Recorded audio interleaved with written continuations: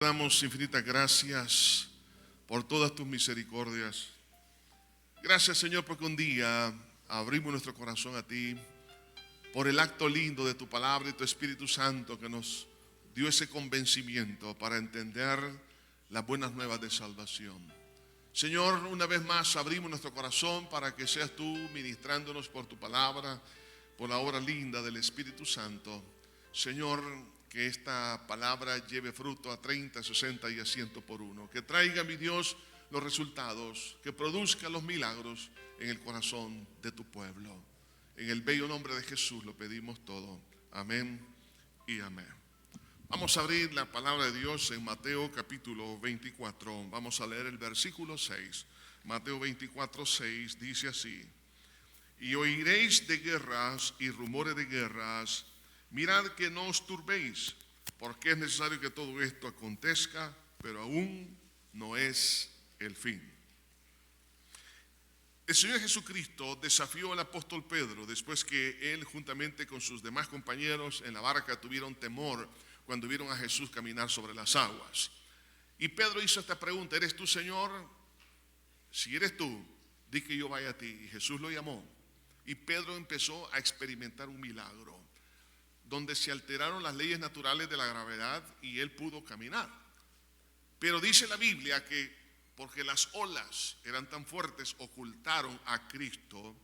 En ese momento dice la palabra que Pedro dudó y empezó a hundirse.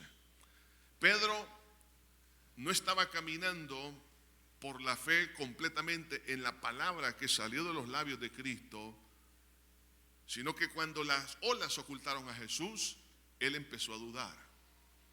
Hermanos, esa prueba que vino sobre la vida de Pedro también es una prueba que va a venir sobre toda la iglesia hoy en día. Vamos a aprender a caminar sobre las aguas turbulentas, sobre los momentos difíciles, las crisis que menciona aquí el capítulo 24 del Evangelio de Mateo. Situaciones en las cuales, hermanos, tenemos que aprender, aunque aparentemente oculten el rostro de Cristo, los problemas, las dificultades, tenemos que aprender a creer a la palabra que ha salido de los labios de Jesús. Y esta palabra ha salido del corazón de Dios y nos ha sido comunicada. Y es sobre ella la cual tenemos nosotros que caminar para que en forma milagrosa nosotros seamos sustentados, sostenidos y caminemos en victoria. No habrá otra manera si no es a través de la fe. Por eso el Señor Jesucristo, cuando habla de las señales de los últimos tiempos, Él da esta exhortación y dice: mirad que no os turbéis. Y ese es el tema del mensaje de esta hora: mirad que no os turbéis. Esto nos lleva entonces en primer lugar a analizar la necesidad de no turbarnos. Las condiciones que vivimos hoy en día, hermanos, son realmente atemorizantes, situaciones complicadas. Pero esto no solamente se está dando en nuestros países, sino en todo el mundo. Todo se está complicando. Pero las condiciones que han de venir son todavía peores. Yo sé que muchos quisieran tener un mejor panorama acerca del futuro.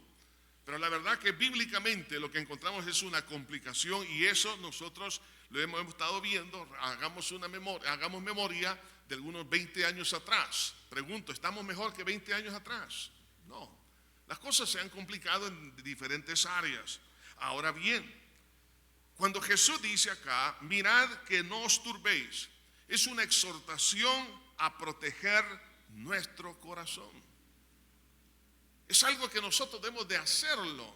Otro no lo va a poder hacer. Cuando Jesús dice: mirad, no os turbéis, es porque el Señor desea que nuestro corazón esté completamente protegido. Recuerde que en nuestra alma, nuestra mente, nuestra voluntad, nuestras emociones y en nuestro espíritu, todo lo tenemos que proteger, porque de otra manera vamos a entrar en pánico y vamos a entrar en ese temor, y ese temor nos va a hacer hundir en las aguas turbulentas y no vamos a poder caminar sobrenaturalmente sobre las circunstancias. La palabra turbar, a la cual el Señor ocupa aquí para que los discípulos entendiesen, significa hacer alboroto o estar alarmado a no entrar en pánico. Entonces, cuando se habla aquí de no turbarse, es no entrar en pánico. Entonces, qué importante es, porque eso significa que Dios lo que desea es que nos protejamos del pánico. Porque cuando hay pánico, entonces nosotros tomamos decisiones erradas, actuamos en forma, hermanos, irreflexiva, nos equivocamos y el daño es peor. Por lo tanto, por lo menos quiero mencionarle 3 formas de poder protegernos de la turbación. En primer lugar, es no darle lugar al pánico por medio del conocimiento previo. Cuando Jesús relata todas las señales de los últimos tiempos, Jesús lo está haciendo para que nosotros conozcamos de antemano lo que va a suceder, para que no nos tome por sorpresa. El apóstol Pablo también, el Espíritu Santo, dice él, que le revelaba todo lo que había de acontecerle en las distintas ciudades. ¿Por qué? Para que él pudiese manejar mejor la circunstancia. Por eso Jesús nos anticipa las señales para que no nos turbemos. Ya existe un conocimiento previo de lo que va a suceder. Además, no dejar que el pánico entre en nuestro corazón, porque aquí mismo en este capítulo nos habla que Dios tiene el control sobre la resistencia de sus hijos. Versículo 22 dice: si aquellos días no fuesen acortados, nadie sería salvo, mas por causa de los escogidos, aquellos días serán acortados. Dios sabe la resistencia de cada uno de nosotros. La Biblia dice que Dios no nos dará una prueba, una tentación más allá de la que podamos nosotros soportar. Entonces, sabiendo que Dios está al cuidado de que hay cosas que no vamos a poder sobrellevar, y entonces Él sabe el límite de cada uno. Usted dirá: bueno, hermano, yo ya no aguanto. Bueno, usted dice, pero Dios dice otra cosa. Es como cuando alguien empieza a correr y quiere, por ejemplo, ser un maratonista, empieza a correr unos 3, 4, 5 kilómetros y dice: yo no aguanto. Pero cada vez que va rompiendo su propio récord, se da cuenta que va teniendo más resistencia. Ahora puede correr 40 kilómetros, algunos de ustedes yo lo he visto correr. Entonces, 10, 15, 20 con más kilómetros. Entonces, ¿qué pasa? En la vida diaria, oiga esto, tenemos pruebas y dificultades. Son pequeñas maratones que nosotros tenemos, pero la maratón que vamos a tener que correr va a necesitar más resistencia. Lo interesante es que Dios sabe la resistencia de cada uno de nosotros. Y por causa de los escogidos, dice, esto será acortado. O sea que Dios no va a permitir que seamos probados más allá de lo que no podemos soportar. Así que por eso no hay que entrar en pánico, porque no vamos a claudicar con la ayuda del Señor. Y en tercer lugar, no darle lugar al pánico, porque Jesús viene por su pueblo. Entonces estamos hablando de la respuesta, de la solución a todos los problemas de una sola vez. Entonces, si sabemos que al final de los tiempos, a la luz de la palabra de Dios, todo va a terminar bien para los hijos de Dios, para los creyentes en Cristo, entonces por eso no hay que entrar en pánico. Por eso la exhortación: mirad, no os turbéis. Esa es la primera necesidad que vemos acá. Pero hay otra necesidad que menciona aquí la Escritura en este mismo versículo, y dice: porque es necesario que todo esto acontezca. La segunda necesidad es el cumplimiento profético.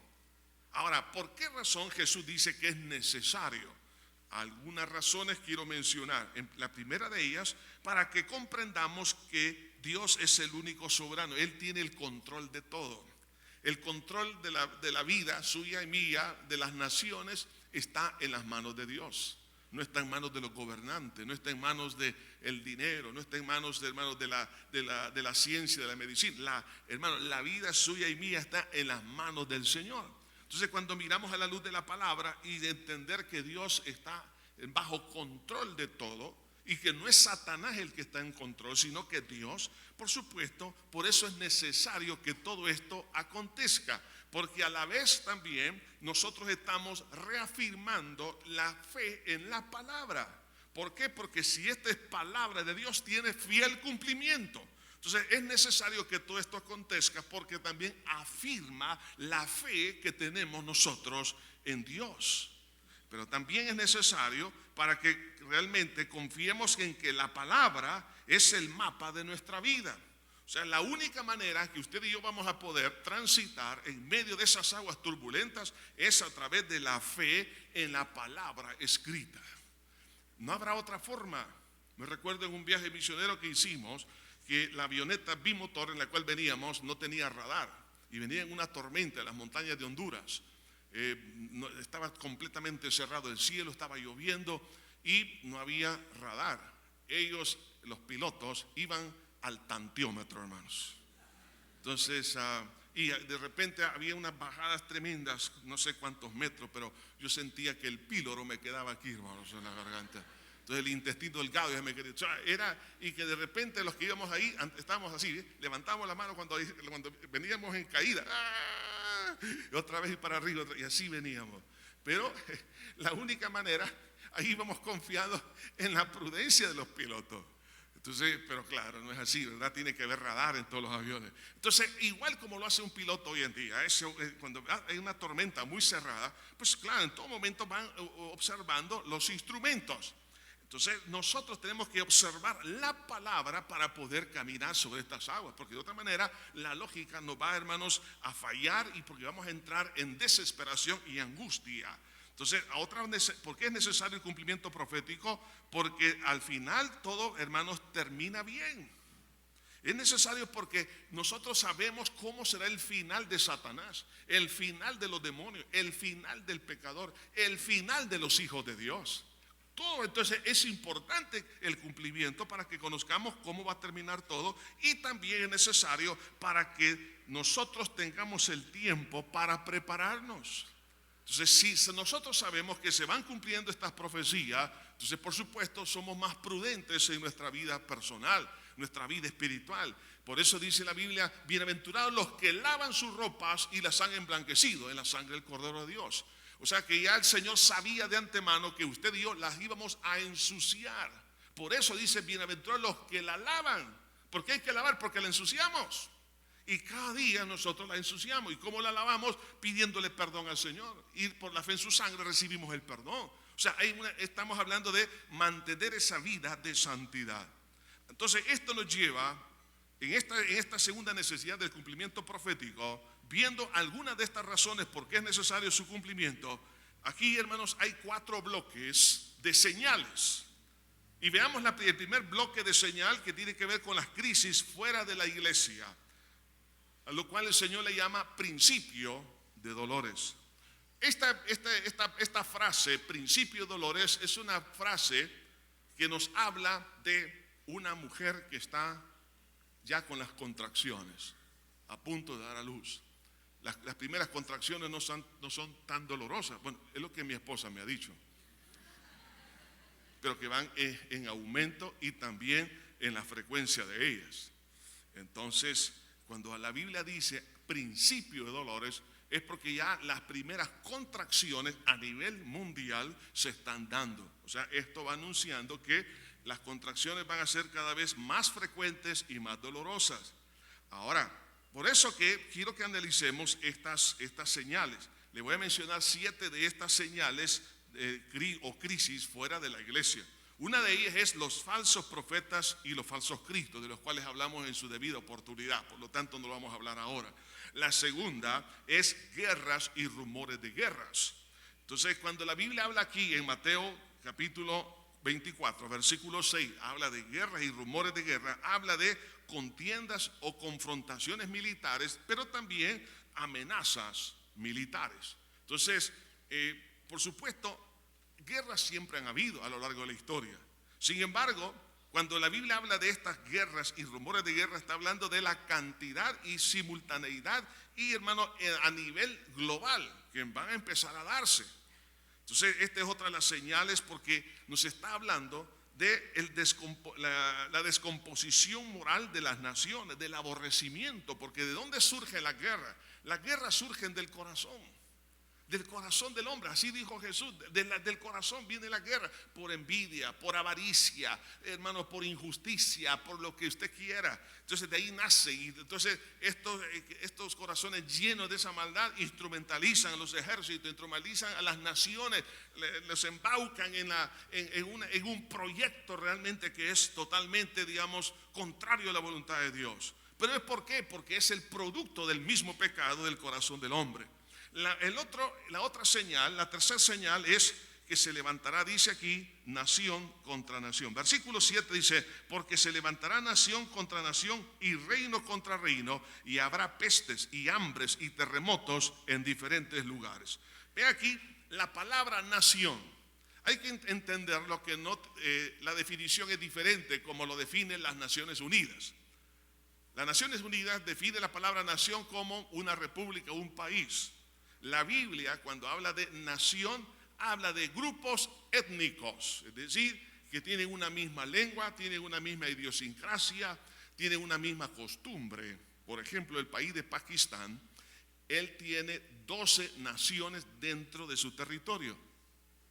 De ahí que, por ejemplo, están los Pashtun y así sucesivamente hay otros grupos y así otras partes. ¿Por qué? Porque tienen una misma lengua, una misma idiosincrasia. La India tiene múltiples naciones dentro de su propia república. Entonces, cuando la Biblia habla de naciones, está diciendo de que se van a levantar grupos étnicos dentro de una misma república. Por ejemplo, en los últimos 48 años han ocurrido 240 conflictos étnicos, guerras que se han levantado. Dentro de ellas, por ejemplo, recordemos la ex Yugoslavia. Y ahora quedó dividido ese país. ¿Por qué? Porque fueron conflictos entre grupos étnicos. Esto también es lo que se está ahora mismo, la batalla que hay en Irak, lo que hay en el Medio Oriente, lo que está en ese sector. ¿Por qué? Porque hay grupos étnicos que están reclamando su territorio. Vemos aquí también en España. Vengo a España, por ejemplo, Cataluña, que quiere pues la independencia. De ahí que eso se ha traducido también en el fútbol. El Real Madrid y el Barcelona. Entonces, claro, ese va más allá del fútbol, va con un conflicto de carácter étnico. Entonces, cuando dice que se levantará nación contra nación, está hablando acerca de estos conflictos. Entonces, eso es otra de las señales antes de la venida del Señor. Y quiero que analicemos. Usted analice, hermanos, a la luz de las noticias de los últimos, por ejemplo, los últimos 2 o 3 años, analice y verá que en África, en Asia, en Europa, en todas partes, aquí en América Latina, hermano, eso se va a incrementar. Entonces, por eso debemos de verlo esto como una de las señales de los últimos días. No solo eso, sino que dice que se levantará reino contra reino. Está hablando de país contra país.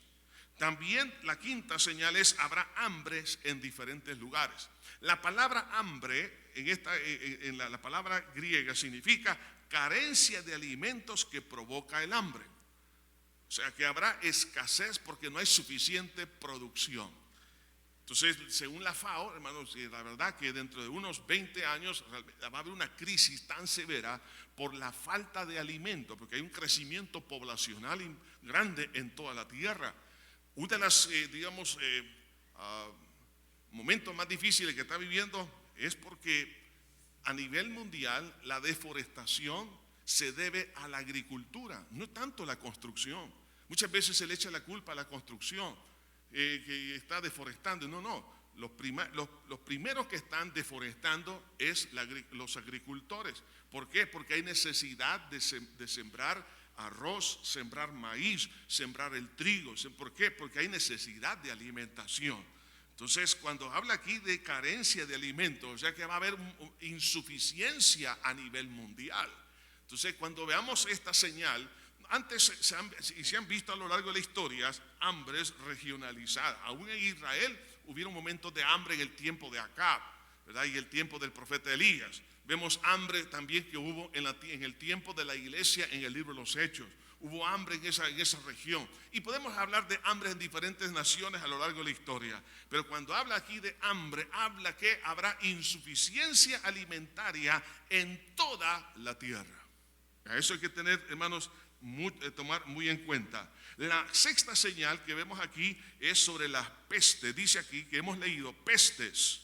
Ahora, la palabra peste, y cuando habla aquí en diferentes lugares, no solamente va a ser en un lugar, sino que va a ser una plaga. De hecho, la palabra peste en griego nos habla de una amenaza pública. Es una plaga como una amenaza pública. De ahí que, por ejemplo, el caso de la peste negra, se cree que cobró más de 200 millones, la enfermedad infecciosa más letal conocida hasta el día de hoy. Más de 200 millones. Ahora tenemos el ébola.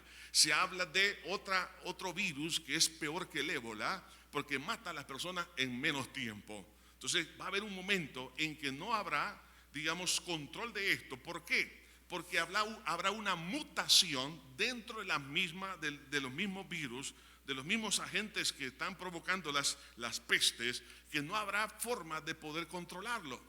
Entonces hemos visto, por ejemplo, la gripe aviar, la porcina y otras más, que si en un momento dado se llega a salir de control, entonces habrá este problema a nivel global. Pestes, dice, en diferentes lugares. En este momento el ébola está afectando a otros países, pero hoy en África, propiamente África está siendo afectada. Pero si usted ve que el ébola empieza a dispersarse por toda la tierra en forma descontrolada, hermano, amarre sus maletas porque Cristo está a las puertas. Pero también habla de terremotos, y es lo que hemos leído, y terremotos en diferentes lugares. O sea, está hablando de terremotos simultáneos. Por un lado, siempre hay terremotos, siempre hay temblores, todos los días tiembla la tierra. Pero cuando habla de terremotos, está hablando de sismo. De hecho, la palabra griega es sismo. Entonces, que va a haber terremotos simultáneos, pero algo que es totalmente descontrolado. Entonces empieza por un lado, por otro lado, por otro lado. Entonces, eso ya es una señal. Ahora, estas señales, fíjense bien, fuera de la iglesia, estas 7 que he mencionado, estamos hablando de señales en el mundo. Pero el otro bloque son las señales de angustia sobre la iglesia. No solamente hay que estar pendiente de las señales afuera, pero hoy, esto a partir del versículo 9 al 13, nos habla de señales dentro de la iglesia. Lea conmigo el versículo 9. Entonces se entregarán a tribulación y os matarán, y seréis aborrecidos de todas las gentes por causa de mi nombre. Muchos tropezarán entonces y se entregarán unos a otros, y unos a otros se aborrecerán. Vemos aquí, hermanos, la primera señal sobre la iglesia es que la iglesia va a ser sometida a tribulación. A tribulación. Hoy en día ya existe eso. En África muchos hermanos han muerto, pero son literalmente miles los que han muerto. Y este año, al inicio de este año, vimos por los noticieros una iglesia, un día como este, juntamente con todas las personas en el culto, fueron muertos, los quemaron vivos, tiraron gasolina y todos murieron los que estaban ahí. Más de 140 hermanos en Cristo, entre niños y jóvenes, ancianos y adultos.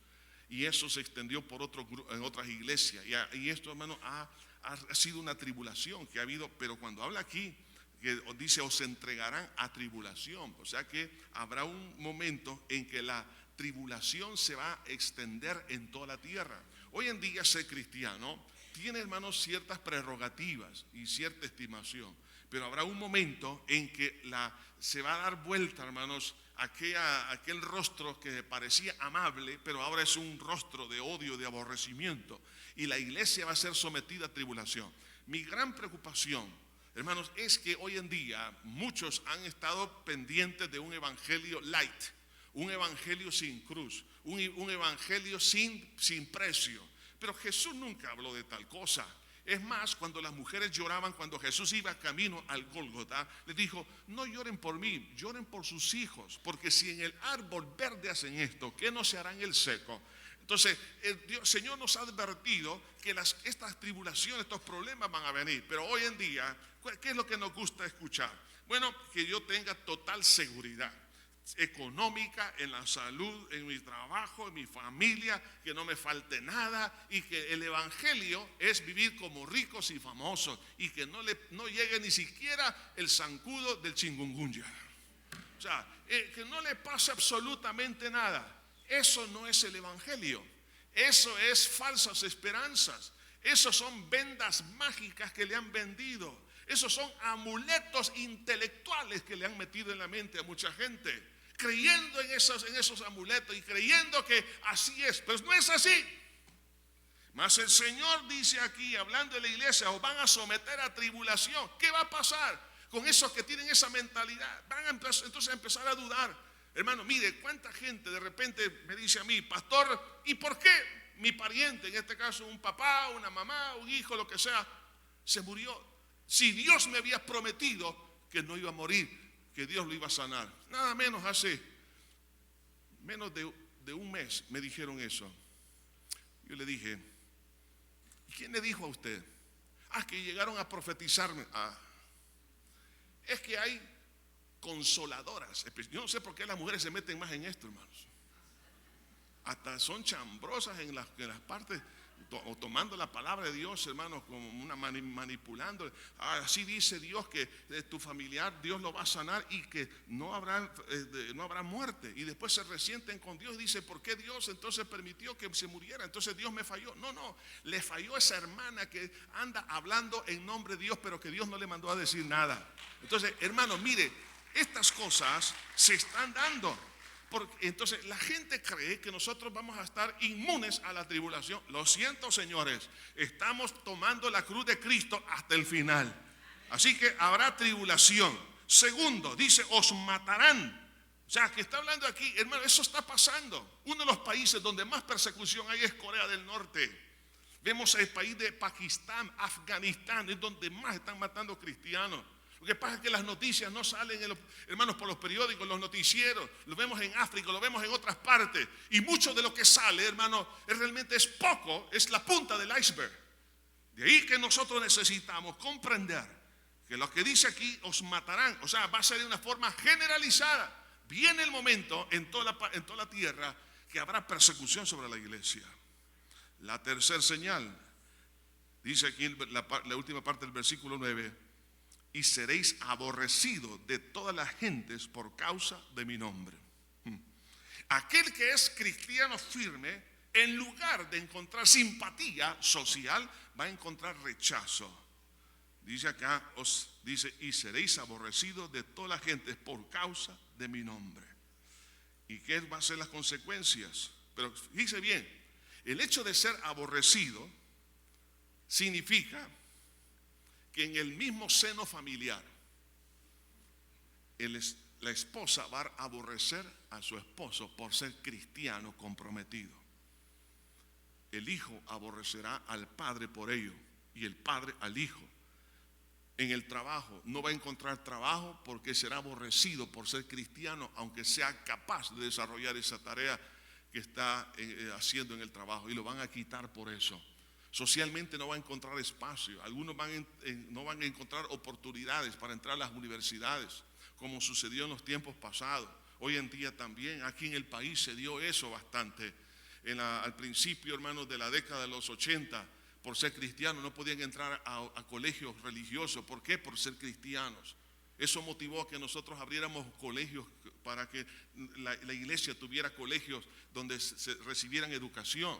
Hermano, estas cosas se van a dar por causa de ¿qué? Por causa de ser firme. Pero eso va a traer aborrecimiento. Y la consecuencia la dice el versículo 10. Muchos tropezarán entonces y se entregarán unos a otros y unos a otros. Oiga esto, se aborrecerán. En otras palabras, la palabra aquí, hacer tropezar o tropezar, significa que van a ser víctimas de una trampa. O sea, muchos que van a ser víctimas de una trampa, pero oiga bien esto, trampa dentro de la misma iglesia. O sea que otra de las señales es esto, que habrá células cancerosas dentro de la misma iglesia, que algunas veces esa mutación, podemos decir, espiritual, hará que haga tropezar, porque va a ser con forma maliciosa, porque la palabra hacer tropezar, eso significa hacer tropezar con conocimiento de causa, y unos a otros se van a traicionar, porque dice aquí, y se entregarán. La palabra entregar significa transferir a una autoridad, es decir, que por traición, entonces esta persona cristiana va a entregar a otro que es cristiano para que lo torturen o porque le quiten los privilegios que tiene. Entonces, como consecuencia, se aborrecerán. O sea que esto va a traer, hermano, un enfriamiento del amor, del cual vamos a hablar dentro de unos momentos. O sea que vemos aquí que el aborrecimiento general por ser cristiano viene. Ahora mi pregunta es, ¿puedo yo caminar sobre esas aguas como caminó Pedro? ¿Qué va a pasar? ¿Dónde está el evangelio de la prosperidad? ¿Dónde está aquel evangelio? Mire, una vez yo escuché a un predicador decir esto: Si Pablo, dijo él, hubiese conocido lo que hoy conocemos sobre la doctrina de prosperidad, no hubiese tenido una vida tan miserable como la que él vivió. Dije, wow, ¿cómo es posible que este individuo pueda decir semejante cosa? Llamar al apóstol Pablo un personaje miserable por la vida que vivió. ¿Por qué? Porque el materialismo se le ha metido hasta la uña del dedo gordo y el pie chiquito del pie derecho también. Porque él piensa que las cosas materiales es lo que realmente es lo que refleja una vida de victoria espiritual. Eso es una mentira, es una farsa. De ahí que, hermanos, muchos van a tropezar. ¿Por qué? Porque no estaban afincados en la palabra. Entonces van a tropezar y decir, Dios no me ama. ¿Por qué? Porque no tengo que comer, me quitaron el trabajo, ahora me están persiguiendo, ahora tengo que andar huyendo de un lado para otro. Y eso también en cierta medida está pasando en nuestro país, ¿sí no? ¿Sí o no, hermano? Muchos se están cambiando de la colonia donde viven. ¿Por qué? Porque están siendo perseguidos en la misma colonia. Pero más adelante va a ser por causa del evangelio. La otra señal es la multiplicación de la maldad. Y dice la palabra ahí, y por haberse multiplicado la maldad, el amor de muchos se enfriará. Pero es interesante, hermanos, que la palabra maldad tiene una connotación en el griego que habla de un rechazo flagrante en rebeldía y actuar y vivir a la manera, al margen de la ley. En otras palabras, con conocimiento de la voluntad de Dios, muchos se van a levantar en contra de esa voluntad. En otras palabras, anarquía. Es lo mismo que encontramos en el último versículo del libro de los Jueces, donde dice, cada uno hacía lo que bien le parecía. Anarquía dentro del cuerpo de Cristo. ¿Ustedes podrán imaginarse eso? Otras palabras, sí, yo conozco la voluntad de Dios, sé lo que Dios dice, pero yo voy a hacer lo que yo quiero. Anarquía. Esa es la causa, la fuente de la maldad. Si la sal pierde su sabor, dijo Jesús, ¿con qué será salada? Si la iglesia pierde su sabor por tanta anarquía, todos podemos estar aquí escuchando este mensaje, pero muchos están tomando sus propias decisiones, tienen sus propios filtros. Dice, pero aunque la Biblia dice así, pero yo voy a hacer las cosas a mi manera. Entonces, claro, esa es una de las señales, y no solamente en la iglesia, sino en toda la tierra. Vive y deja vivir, famosa expresión donde muchos han caído en esa trampa y han cometido gravísimos errores. Entonces, esa anarquía es lo que va a traer tremendo, problemas de maldad. Hermano, la rebelión abierta contra la palabra de Dios, hermano, es la causa del incremento de la justicia en todo nivel y es la causa de tantas heridas y desmotivación en el amar al prójimo. ¿Por qué? Dice, unos a otros se aborrecerán. Entonces, claro, al haber tanta maldad, haber recibido tantas heridas, lo que va a pasar es que el amor se va a enfriar. Y esta es la sexta señal, el enfriamiento del amor en la iglesia. ¿Eso por qué? Por tantas heridas. Y esto va a traer tristeza al corazón de la iglesia, decepción, resentimiento, desmotivación a la caridad. Algunos de ustedes le han ayudado a alguien, por ejemplo, en sus estudios, le han ayudado en tantas cosas, en conseguirle trabajo. Pero esta gente, en lugar de ser agradecido, va a salir un Judas. Y eso va a ser generalizado. En otras palabras, el espíritu que había en Judas de traición se va a proliferar de tal manera que va a desmotivar a la caridad y va a dar lugar a la venganza, al odio. Y por supuesto, el surgimiento de la falta del amor generalizado es la señal antes de la venida de nuestro Señor Jesucristo. El amor se va a enfriar. Pero, hermanos, a pesar de estas 6 señales de angustia dentro de la iglesia, hay una positiva. Y eso es lo interesante. Y dice la palabra, y será predicado este evangelio del reino por todo el mundo para testimonio a todas las naciones, y entonces vendrá el fin. Fíjese bien, para que exista una evangelización en todos los grupos étnicos, porque ocupa la palabra etno, en todas las naciones será predicado el evangelio para testimonio a ellos. esto nos habla de un avivamiento. O sea que aquellos cristianos que a pesar de estar bajo tribulación, bajo amenaza a muerte, que fueron aborrecidos, donde vieron el surgimiento de la maldad y de la traición aún dentro del cuerpo de Cristo. Y a esto trajo tanta injusticia que a pesar que había un potencial de enfriar el amor, estos cristianos no se dejaron enfriar en el amor. Ellos van a ser los candidatos para extender la predicación del evangelio a nivel global.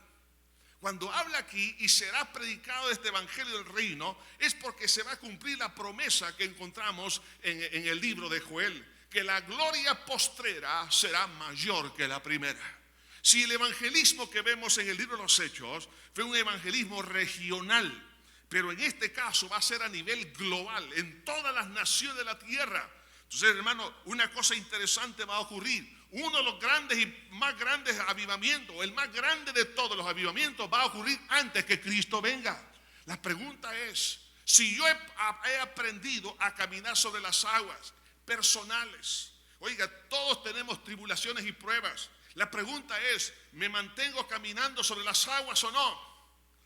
Porque Dios, hermanos, permite ciertas situaciones para que aprendamos a caminar por fe. Saber que detrás de las olas está Cristo, que Él no me ha abandonado, que Él está allí, que Él está presente. Y si usted sigue adelante, porque Jesús dijo, el que perseverare hasta el fin, en otras palabras, el que se mantenga en la fe hasta el fin, este será salvo.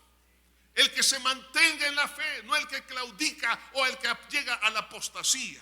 Por eso será predicado este evangelio. Y cuando habla aquí para testimonio, la palabra testimonio en el original significa no solamente aportar un conocimiento, sino las evidencias de ese conocimiento. Es decir, que el evangelio será predicado con poder de Dios, para darle a la gente la oportunidad de creer con evidencias claras y contundentes que Jesús es el Señor. Ahora, esto va a ocurrir. Por eso Jesús dice, guardaos, mirad, que no os turbéis. No solamente por las señales fuera de la iglesia, sino dentro de la iglesia. Que estas son las más peligrosas. Porque muchos de los que están aquí esperaron que al venir a la iglesia o unirse en matrimonio con un cristiano, una cristiana, todo iba a ser color de rosa. Y de repente usted se da cuenta que se levantó un Judas por ahí. Hay un Herodes, un Nerón por ahí. Entonces usted dice, ¿y esto qué pasa? Bueno, a eso nos llamó el Señor, a caminar sobre las aguas, hermano. ¿Y cómo la voy a poder caminar? La voy a caminar no viendo las circunstancias, sino viendo la palabra de Dios. Por eso Jesús dejó las señales para decirnos, hijo, mira, no te dejes guiar por la vista, porque la vista te va a frustrar, pero camina por la palabra. Y mientras caminemos por la palabra, tendremos una vida sobrenatural en el Espíritu. El cuarto bloque de señales es, hermanos, la señal sobre el engaño de Israel, del cual hablamos en su debida oportunidad en forma breve. Pero no quiero tocar esto porque ya lo hablamos hace unos días atrás. Pero el otro bloque son las señales cosmológicas. En el versículo 29 dice así: e inmediatamente después de la tribulación de aquellos días, el sol se oscurecerá y la luna no dará su resplandor, y las estrellas caerán del cielo y las potencias de los cielos serán conmovidas. Aquí nos está hablando de el sol se va a oscurecer. En otras palabras, una crisis en el sol. De hecho, la mitad de los científicos hoy en día están divorciados de el otro grupo de científicos que apoyan el calentamiento global. Yo sé que muchos de los que están aquí están a favor del calentamiento global. En lo personal no, porque creo más al otro grupo de científicos. Por ejemplo, hermanos, hoy en día se habla de el hueco que hay en la atmósfera sobre el ozono por los hidrocarburos y todos los derivados del petróleo que pues afectan lo que es esa capa de ozono. Lo interesante es que el hueco que está hoy en día en la Tierra está en el polo sur. ¿Por qué no está aquí encima de nosotros? ¿Por qué no en los Estados Unidos? ¿Por qué no en Europa, donde son los países más industrializados? La situación que dice este grupo de científicos es que no es en sí el calentamiento global por los hidrocarburos. De hecho, miren hermanos, es interesante que hay más gases que produce el ganado que los vehículos en toda la tierra. Váyase a Argentina, vaya a Uruguay, son miles de veces, producen más gas ellos que los vehículos de Argentina. Ahora, el punto es que el problema es el sol. El sol ha entrado en otro ciclo. Por eso ustedes se dan cuenta que hoy en día la NASA, juntamente con la Agencia Espacial Europea, hermanos, están más atentos al sol, porque el sol ha entrado en otro ciclo. De hecho, se habla de algunas explosiones que están próximas a suceder, que esto va a traer algunos efectos a las comunicaciones a nivel mundial. También este año hubieron esas explosiones, se habló acerca de los problemas que iba a traer, pero la Biblia ya había dicho que el sol se iba a calentar 7 veces. Si podemos esto traducirlo en 7 grados de temperatura en la tierra, piense, si nosotros aquí tenemos en Semana Santa un promedio de 36 grados centígrados en esta ciudad, y si nosotros llegamos a tener, por ejemplo, unos 42 o 43 grados aquí en San Salvador, ¿cómo va a estar La Unión y San Miguel, hermanos? Entonces, todo esto va a traer un desequilibrio en todas las áreas. El calentamiento, hermanos, de las aguas, ¿qué es lo que va a traer? Mayor cantidad de huracanes y de ciclones y de todas las cosas. Entonces, esto va a traer una serie de problemas a nivel global. Cuando la Biblia dice que y luego el sol se va a oscurecer, o sea que después de ese intenso calor, luego va a entrar en una especie de enfriamiento, de tal manera que la luminosidad que tiene no va a ser la misma, de tal manera que la luna, dice, no dará su resplandor. Y también las estrellas caerán del cielo. Está hablando de, habrá un movimiento a nivel cosmológico, o sea, van a ser alteradas esas leyes. Y también dice que las potencias de los cielos serán conmovidas. Hermano, cuando habla aquí de potencias, lo podemos dividir en 2 segmentos. Son las potencias, es decir, las leyes cosmofísicas, pero también las leyes espirituales. Y me quiero referir más a las leyes espirituales. ¿Por qué? Recuerde, la Biblia habla que hay 3 cielos. El primer cielo es la atmósfera. El segundo cielo es todo el espacio sideral. Y el tercer cielo es donde Dios habita, la luz inaccesible que dice la Biblia. Pero en el segundo cielo es donde está el trono de Satanás. Por eso Apocalipsis capítulo 12 dice que una batalla en el cielo, donde Satanás y sus ángeles fueron destronados por Miguel y todos sus ángeles. Y dice la Biblia, ay de los moradores de la tierra, porque Satanás ha descendido a vosotros con gran ira. O sea, va a haber hermano, no solamente van a ser conmovidas las potencias, es decir, las leyes cosmofísicas, sino también las leyes espirituales. De tal manera que Satanás y sus ángeles van a hacer su residencia en esta tierra. Los demonios andan por todas partes, pero su habitación es en el segundo cielo. Pero cuando desciendan a la tierra, hermano, estamos hablando de la tercera parte de los ángeles que cayeron, que son mucho más numerosos que la población mundial. Sí, las opresiones y las posesiones satánicas hoy en día son graves. Piense lo que va a pasar en aquel entonces. De hecho, Apocalipsis habla que será como la picadura de escorpión. O sea que será un tormento donde la gente va a quererse morir.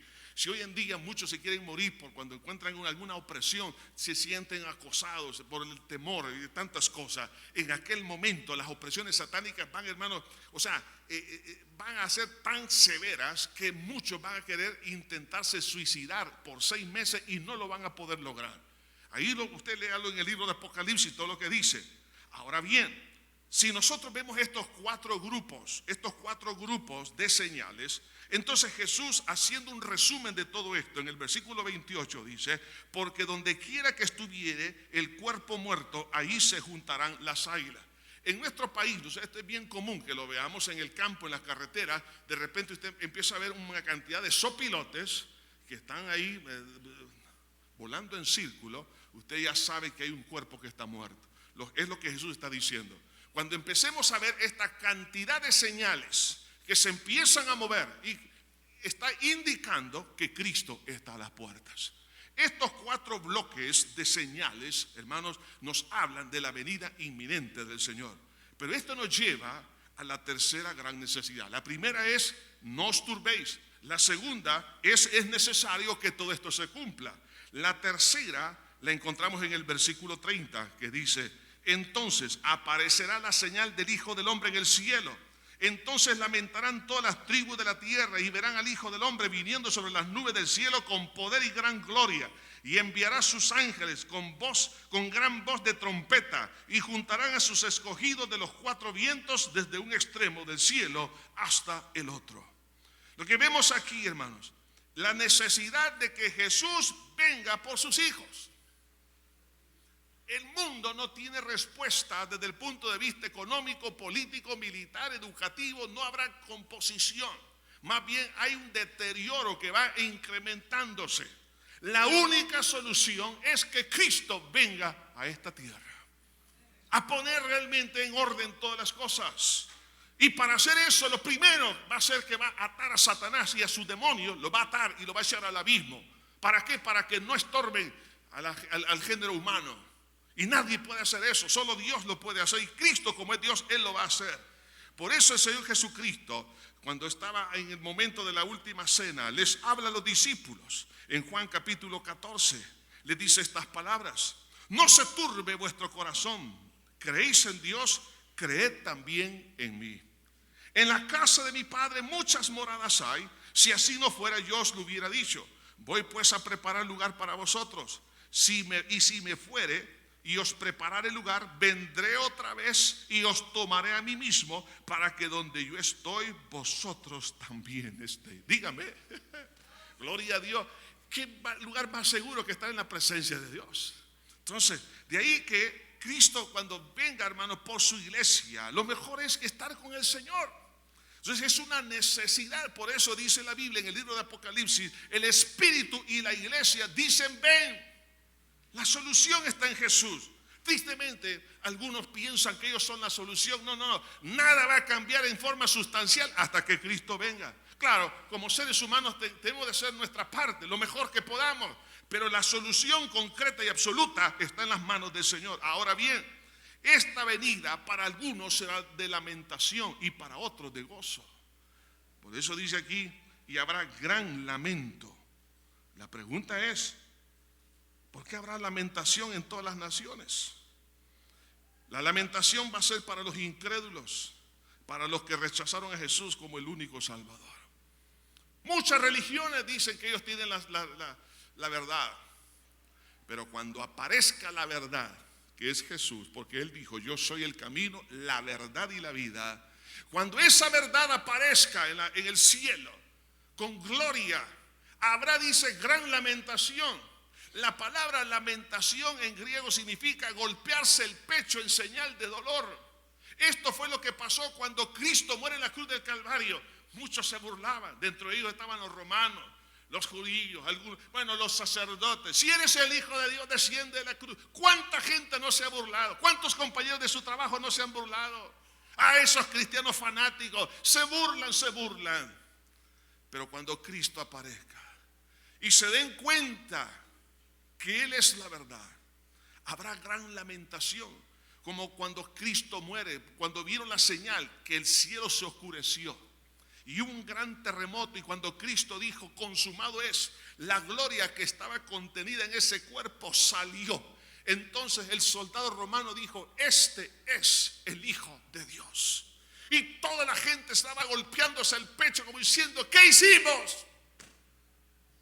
Eso va a pasar en forma generalizada en todas las naciones. Por eso dice acá: y habrá, dice, gran lamentación por todas las tierras. Lamentación, dice, entonces lamentarán todas las tribus, es decir, todos los grupos étnicos se van a lamentar en toda la tierra, golpeándose el pecho. ¿Por qué? Porque ellos creyeron que tenían la verdad. Pero es porque, a pesar de haber sido expuestos a la verdad por la predicación, ellos mantuvieron una posición rebelde, contumaz, en contra de la verdad, y habrá gran lamentación. Pero en el caso contrario, es para aquellos que son hijos de Dios. esto no va a ser de lamentación, sino de gozo. Habrá gozo. ¿Por qué razón?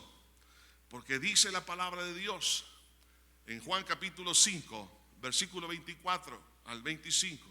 La Biblia nos habla acerca del milagro que Dios operó en nosotros por haber creído en el Evangelio.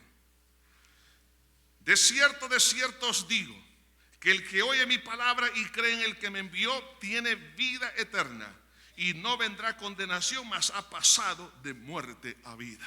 Cuando usted y yo creímos en Cristo, hemos pasado de muerte a vida.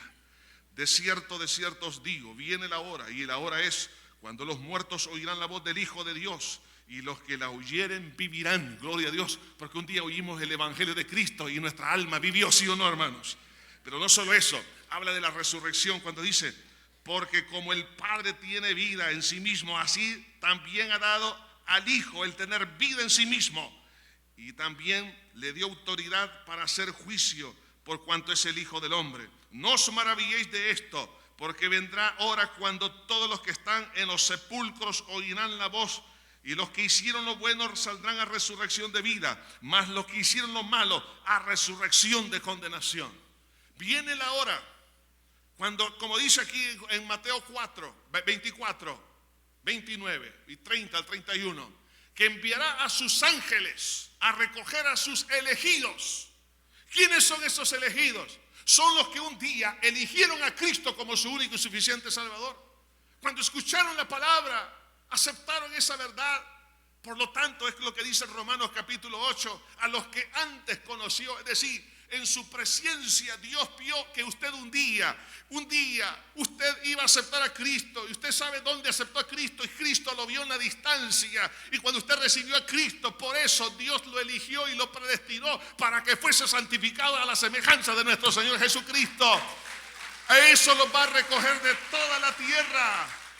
Por eso, hermano, para el cristiano esto no es motivo de angustia, es motivo de regocijo, porque se cumplirán las palabras de Jesús: para que donde yo esté, vosotros también estéis. Cristo viene por su iglesia. Hermano, si las señales están dadas para la venida visible de Cristo, más cerca está el rapto de la iglesia, más cerca está el Señor. La Biblia dice en 1 Tesalonicenses, en el capítulo 4, versículo 13, la iglesia de Tesalónica estaba bajo persecución. Muchos cristianos habían muerto.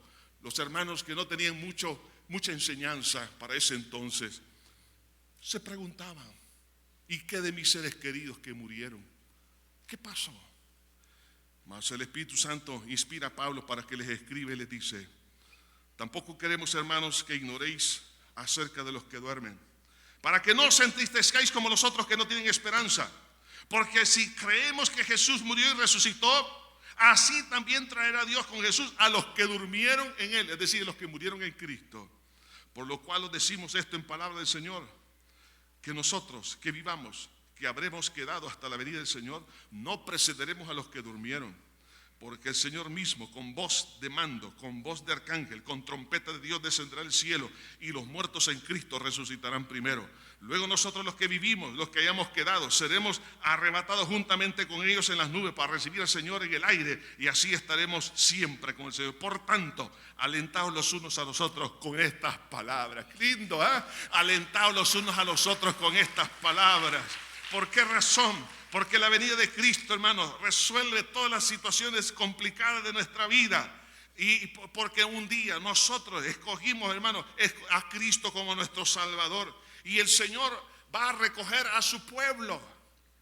Como cuando un pastor lleva a su rebaño al descanso en las tardes, se unen varios pastores con varios rebaños. En un solo redil, las ovejas no se marcan como las reses u otros animales. ¿Por qué? Porque aunque la oveja tiene muchas deficiencias, como en comparación de otros animales, como la orientación, la autodefensa y otras cosas, la oveja tiene un oído especial.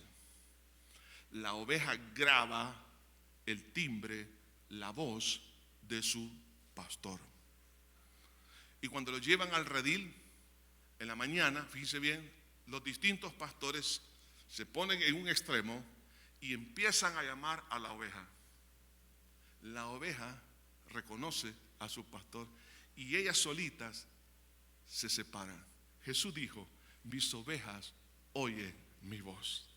Aquellas ovejas que ya murieron en Cristo y oyeron la voz de su pastor, un día de estos Cristo los ha de llamar, como llamó a este hombre que estaba por 4 días en el sepulcro, a Lázaro. Le dijo: Lázaro, ven fuera. Y él oyó la voz del Omnipotente y Lázaro resucitó. Así también dice la Biblia: vendrá la hora cuando los que están en los sepulcros oirán la voz del Hijo del Hombre. Unos resucitarán para condenación y otros para salvación. Pero el día de la salvación, hermano, mire, el cristiano que ya murió está en la presencia de Dios, pero el cuerpo que fue templo y morada del Espíritu Santo, Cristo lo va a levantar, hermano. En ese momento, oiga bien esto, hermano, también va a ocurrir algo. A esa voz del llamado de nuestro pastor habrá una transformación para los que estemos en vida. Si estamos en vida en ese momento, hermano, pero en ese momento el Señor nos va a recoger. Por eso es importante que nosotros no nos turbemos.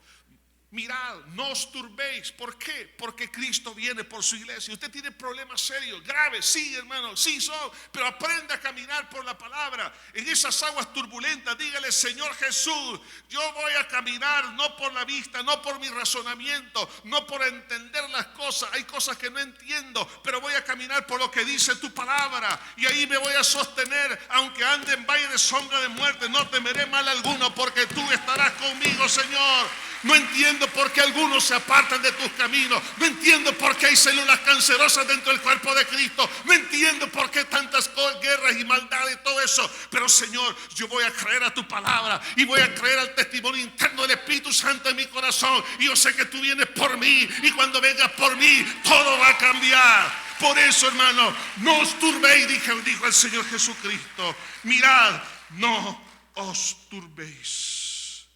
Cristo quiere dar salvación a todas las naciones, a todas las personas. Estimado amigo que nos escucha en esta hora, lo más grande no es tener éxito desde la perspectiva humana. Éxito no es haber coronado una carrera universitaria. Es una bendición, pero no es el éxito. Hacer dinero, tener una linda familia, tener autoridad y poder, lo que usted quiera, eso no es éxito. Éxito es tener vida eterna. Jesús dijo: ¿qué granjeará el hombre si se gana todo el mundo y se le pierde el alma?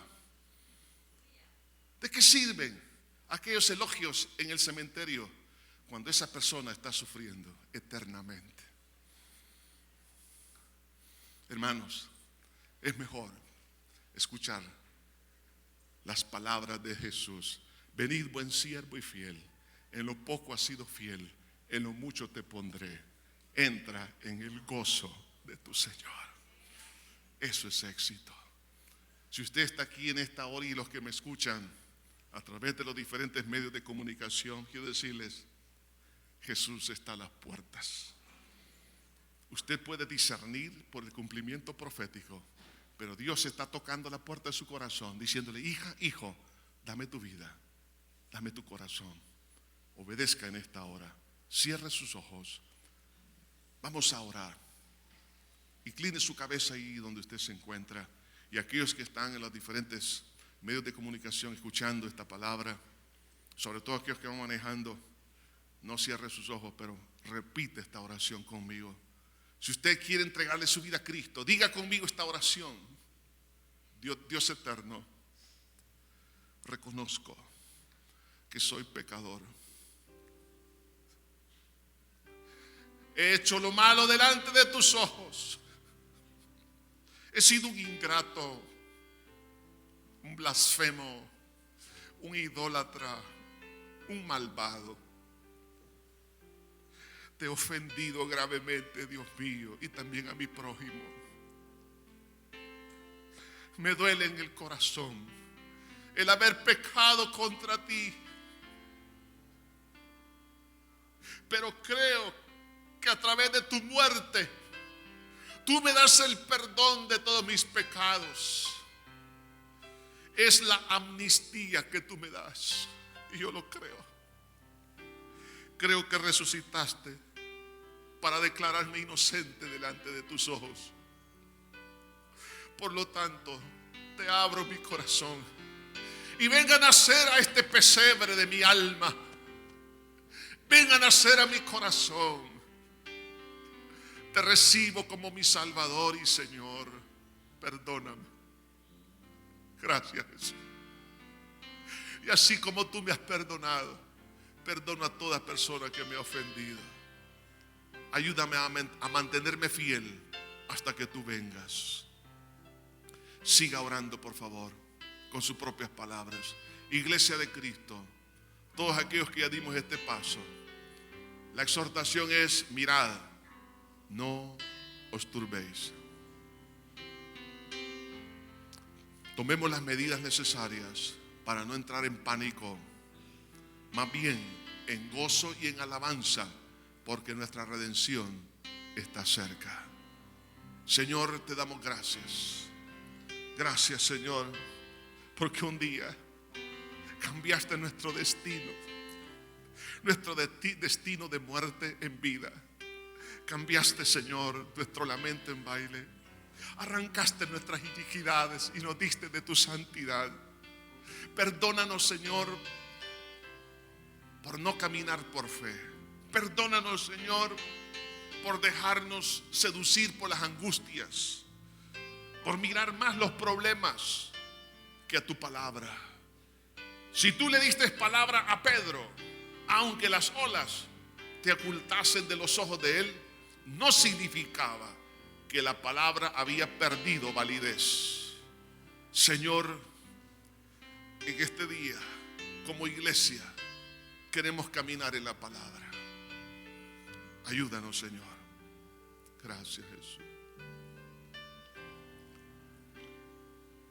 Toda persona que entregó su vida a Cristo, hizo la oración por primera vez, levante su mano. Queremos regalarle, ya tenemos de arriba y también, levante su mano. Los sugieres tienen un sobre Manila, color Manila para usted. Solo indíquenos con su mano en alto y ellos pasarán. Ahora quiero pedir en este momento a las personas que han sido asignadas para recoger los diezmos y la ofrenda que pasen. Vamos a